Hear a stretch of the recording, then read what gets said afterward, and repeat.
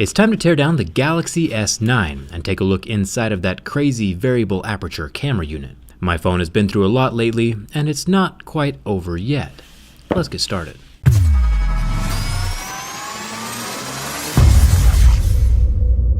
You've already seen me open up glass-backed phones a million times, so you know the drill. Heat is your best friend, glass is glass, and luckily replacement panels are pretty cheap if you accidentally break one. Or if you manage to scuff up the paint on the underside of the glass, a D-brand skin is equally inexpensive.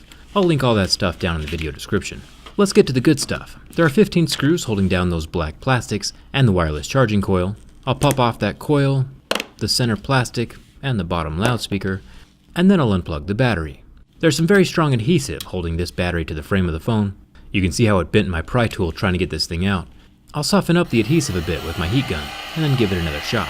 Prying out that 3000 mAh battery, it's the same size as the previous Galaxy S8. Samsung claims 95% battery capacity retention after 2 years. Meanwhile, Apple says plan for a 20% drop in capacity about every year. If they don't manually throttle you first anyway. You know what you sign up for.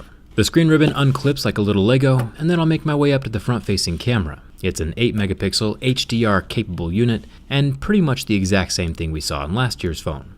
We'll get to the new stuff here in a second, but first I'll unclip the volume buttons and these little signal wires down at the bottom, along with the white and blue wire cables. And then of course the SIM card tray comes out with its 400GB capacity SD card slot. It also has the water-resistant rubber ring around the opening.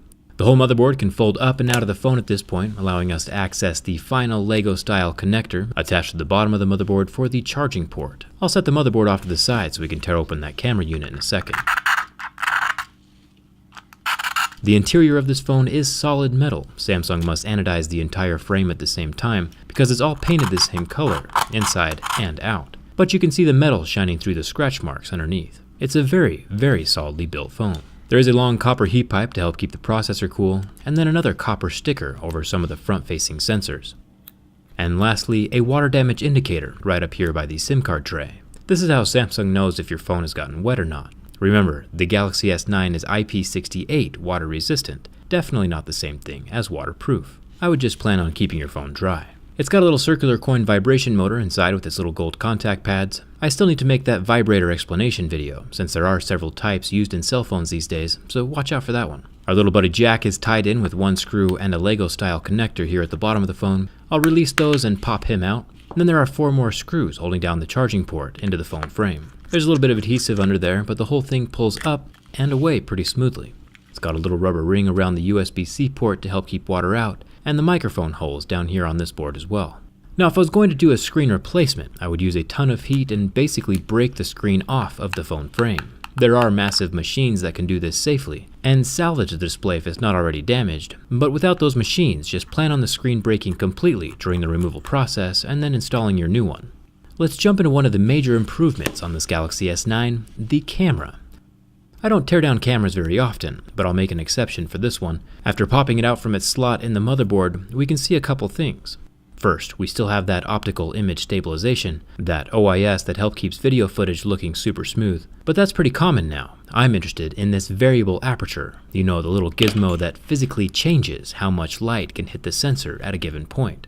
Popping off the metal protective housing, we can see that this aperture variation happens on the exterior of the lens, since I can touch it here with my tweezers. And the control mechanism for that aperture happens over here on the left-hand side of the lens, where I can manually open and close the little circle by sliding my tweezers up and down on the internal switch. Of course, all of this happens electronically, automatically, inside the camera. It would automatically switch from 1.5 to 2.4 depending on the lighting situation on hand. But it's cool to see the hardware side of things during a teardown. Thumbs up to Samsung for doing something new. This is the same hardware you would find in a professional DSLR camera. Apple's usually about 2 years behind, so you'll see this in an iPhone around 2020. We aren't done with the teardown though. I'll pop out the lenses from the housing to reveal the camera sensor underneath. This multicolored 12-megapixel rectangle is what receives the light through the lens and turns it into an image for your phone. One last look at the switch on the side of the lenses for the aperture movement. That switch, including the optical stabilization, are most likely accomplished through magnets, since you can see each side of the lens has a little magnet attached that attracts this screw, and each magnet lines up with the copper coils inside of the housing. Pretty cool. They help keep things balanced and stabilized.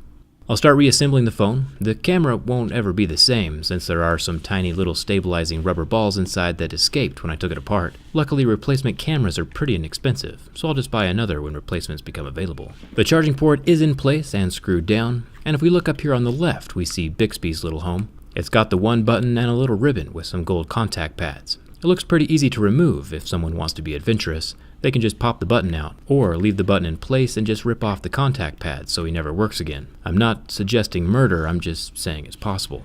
The motherboard gets clipped in at the bottom first with the charging port, and then set down into the aluminum frame of the Galaxy S9. If you noticed, I'm leaving the camera unattached right now, but the phone should still work without it. Front-facing camera is plugged in, and then the screen ribbon is clipped into the motherboard like a little Lego, along with the 3 little signal wires at the bottom.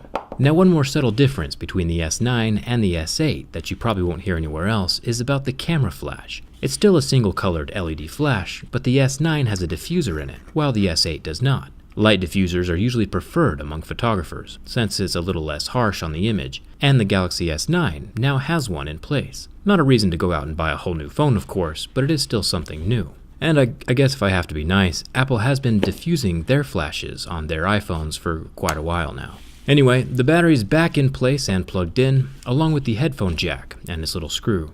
And this is the part where you would normally get the plastics back on and the 15 screws screwed back into place, but since my phone has been torn down and clarified a bit, this portion of the video is going to be a little different. I'll get some double-sided tape to hold that glass back panel in place, and after clipping in the fingerprint scanner, I can see if the whole phone works or not.